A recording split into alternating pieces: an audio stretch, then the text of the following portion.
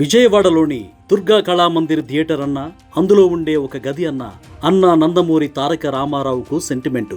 1934లో ఎన్టీఆర్ ఇదే థియేటర్లో నాటకాలు వేసేవారు. ఆయన నటించిన 300కు పై చిలుకు సినిమాల్లో 175 సినిమాలు ఈ థియేటర్లోనే విడుదలయ్యాయి.